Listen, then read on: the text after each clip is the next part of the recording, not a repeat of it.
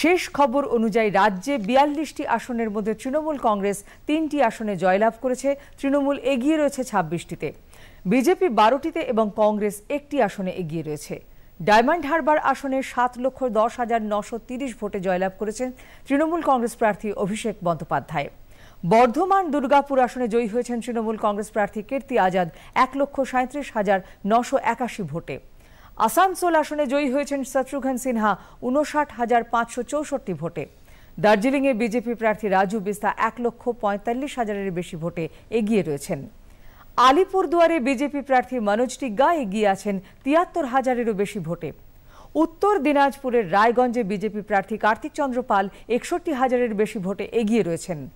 হুগলির আরামবাগে তৃণমূল কংগ্রেস প্রার্থী মিতালি বাগ তাঁর নিকটতম প্রতিদ্বন্দ্বী বিজেপির অরূপকান্তি দিগারির থেকে ১৭,০০০-এরও বেশি ভোটে এগিয়ে রয়েছেন। বালুরঘাটে তৃণমূল কংগ্রেসের বিপ্লব মিত্র দীর্ঘক্ষণ পিছিয়ে থাকার পর এখন বিজেপি রাজ্য সভাপতি সুকান্ত মজুমদারের থেকে ৭০০-র বেশি ভোটে এগিয়ে রয়েছেন। বহরমপুরের প্রবণতায় চমক, সেখানে ৫ বারের সাংসদ কংগ্রেসের অধীর রঞ্জন চৌধুরীকে ৮৫,০০০-এরও বেশি ভোটে পিছনে ফেলে দিয়েছেন তৃণমূল কংগ্রেসের ইউসুফ পাঠান। বনগাঁয় বিজেপি প্রার্থী শান্তনু ঠাকুর তৃণমূল কংগ্রেসের বিশ্বজিৎ দাসের থেকে ৬৯,০০০-এরও বেশি ভোটে এগিয়ে রয়েছেন। বাঁকুড়ায় তৃণমূল কংগ্রেস প্রার্থী অরূপ চক্রবর্তী তাঁর নিকটতম প্রতিদ্বন্দ্বী বিজেপির ডাক্তার সুভাষ সরকারের থেকে ৩২,০০০-এর বেশি ভোটে এগিয়ে রয়েছেন। বারাসাতে তৃণমূল কংগ্রেসের কাকলি ঘোষ দস্তিদার বিজেপির স্বপন মজুমদারের থেকে এগিয়ে রয়েছেন ১,১৬,০০০-এরও বেশি ভোটে। বসিরহাটে বিজেপি প্রার্থী রেখা পাত্রকে অনেক পেছনে ফেলে ৩,১২,০০০-এর বেশি ভোটে এগিয়ে রয়েছেন তৃণমূল কংগ্রেস প্রার্থী শেখ নুরুল ইসলাম।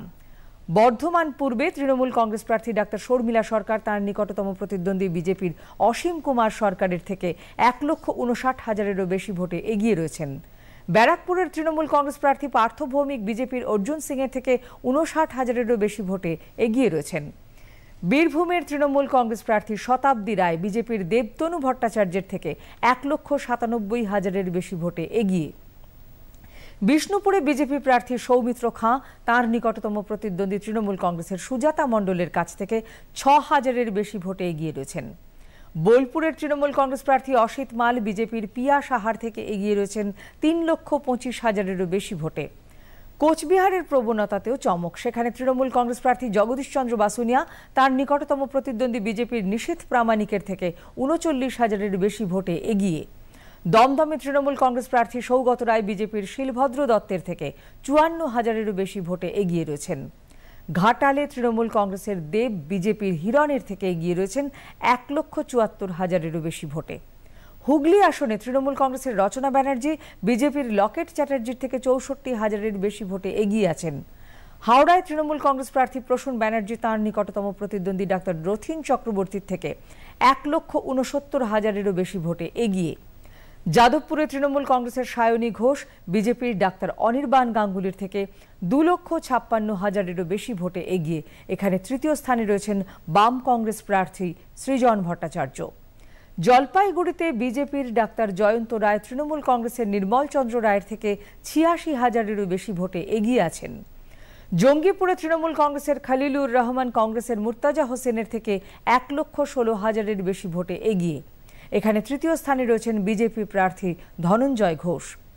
ঝাড়গ্রামে তৃণমূল কংগ্রেসের কালীপদ সারেন বিজেপির ডক্টর প্রণত টুডুর থেকে ১,৭০,০০০-এরও বেশি ভোটে এগিয়ে আছেন।